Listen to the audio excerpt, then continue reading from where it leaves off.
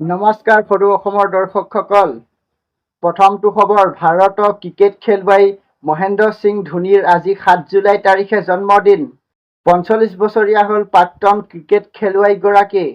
পিছতো খবৰ, আন্তঃৰাষ্ট্ৰীয় ফুটবলৰ পৰা অৱসৰ ল'লে ব্ৰাজিলৰ তাৰকাৰ ফুটবল খেলুৱৈ নেইমাৰ জুনিয়ৰ আৰু আন্তঃৰাষ্ট্ৰীয় ফুটবলৰ পৰা অৱসৰ ল'লে পৰ্তুগাল তাৰকা ফুটবল খেলুৱৈ ক্ৰিষ্টিয়ানো ৰোনাল্ডোৱে।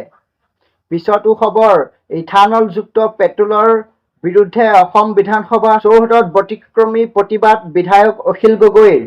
আমাক ইথানলযুক্ত পেট্ৰল নালাগে। ভাৰত দেশৰ 140 কোটি মানুহৰ গাড়ীত ইথানল ভৰাই ইঞ্জিন বেয়া কৰিছে বিজেপি চৰকাৰখনে। এইটো কিন্তু সঁচা কথা। ইথানল মিহলি পেট্ৰল গাড়ীত ভৰোৱাৰ বাবে বহুত মানুহৰ গাড়ীৰ ইঞ্জিন বেয়া হৈছে। পিছতো খবৰ, AIUDFৰ বদৰুদ্দিন আজমলৰ বিস্ফোৰণ মন্তব্য। কংগ্ৰেছ চৰকাৰৰ শাসন সময়ত বহুত কংগ্ৰেছী মন্ত্ৰীয়ে টকাৰ বিনিময়ত বাংলাদেশীক অসমলৈ আহিবলৈ দিছিল আৰু ভোটত জিকিবলৈ অসমত থাকিব দিছিল বাংলাদেশীক। লগতে আৰু এটা মন্তব্য কৰিছে বদৰুদ্দিন আজমলে, ড্ৰাগছৰ বেপাৰ কৰা বেপাৰী ব্যৱসায়ীক ফাঁচি দিব লাগে বিজেপি চৰকাৰে। পিছতো খবৰ, অসম বিধানসভাৰ নতুন লোগো মুকলি কৰিলে আৰু অসম বিধানসভাৰ উপাধ্যক্ষ হিচাপে নিৰ্বাচিত হ'ল পশ্চিম কাৰ্বি আংলং জিলা আমৰি সমষ্টিৰ বিধায়ক ডক্টৰ হাবে তেৰঙক। পিছতো খবৰ, অহা 10 জুলাই তাৰিখৰ পৰা 3 মাহলৈ বন্ধ থাকিব শৰাইঘাটৰ পুৰণি দলংখন। ৰেল বিভাগ আৰু প্ৰশাসনে জাননী জাৰি কৰিছে। পিছতো খবৰ, জুবিন ক্ষেত্ৰৰ চাফাই কৰ্মীলৈ মুখ্যমন্ত্ৰী হিমন্ত বিশ্ব শৰ্মাই আৰ্থিক সহায়। মুখ্যমন্ত্ৰীৰ নেতৃত্বত 21 গৰাকী চাফাই কৰ্মীক 25,000 টকাকৈ চেক প্ৰদান কৰে বিধায়ক তপন দাসে। পিছতো খবৰ, তিনিচুকীয়া বৰহোলা পকা বামত এতিয়াও জীয়াই ৰাখিছে দলভেটা পৰম্পৰা। অসমৰ অন্যতম ভূমিপুত্ৰ মটক জনগোষ্ঠীৰ মাছ ধৰিবলৈ কৰা দলভেটা পৰম্পৰা। পিছতো খবৰ, মন্ত্ৰী বিশ্বজিৎ দৈমাৰীয়ে ধৰ্মান্তৰকৰণ সন্দৰ্ভত সকলোকে সচেতন হোৱাৰ আহ্বান জনায়। অসমত ধৰ্মান্তৰকৰণ আইনমতে নিষিদ্ধ। অসম ৰাজ্যত বলবৎ হৈ আছে ধৰ্মান্তৰকৰণৰ বিৰুদ্ধে কঠোৰ আইন। এই সন্দৰ্ভত অভিযোগ আহিলেই ব্যৱস্থা গ্ৰহণ কৰা হ'ব অভিযুক্তৰ বিৰুদ্ধে।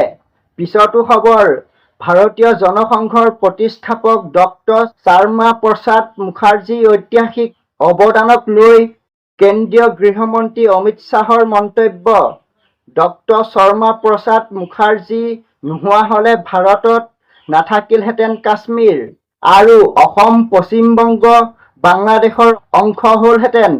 ডক্টৰ শ্যামা প্ৰসাদ মুখাৰ্জী সংগ্ৰামৰ বাবে ৰক্ষা পৰিল কাশ্মীৰ আৰু অসম আৰু পশ্চিমবংগ। পিছতো খবৰ, পৃথিৱীত কিয় ইমান গৰম পৰিছে, নাছাই কেইটামান কথা জনাইছে।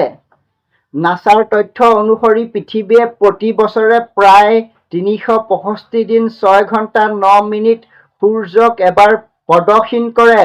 এই অতিৰিক্ত প্ৰায় 6 ঘণ্টাৰ কাৰণে প্ৰতি 4 বছৰত এটা লিপ ইয়েৰ হয় আৰু ফেব্ৰুৱাৰীত এটা অতিৰিক্ত দিন যোগ হয়।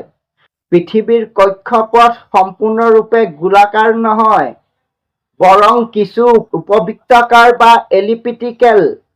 সেই বছৰৰ এসময়ত পৃথিৱীয়ে সূৰ্যৰ সকলোতকৈ কাষত থাকে আৰু ছমাহৰ পাছত সকলোতকৈ দূৰলৈ গুচি যায়।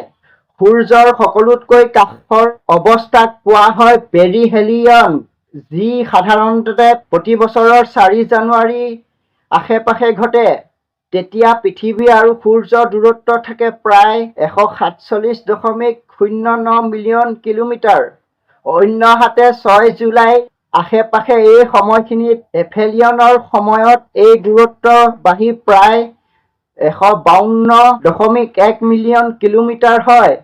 ইয়াতে প্ৰশ্ন হয়, সূৰ্যৰ পৰা ইমান দূৰত থাকিও উত্তৰ গোলাৰ্ধত গৰম কিয় নকমে?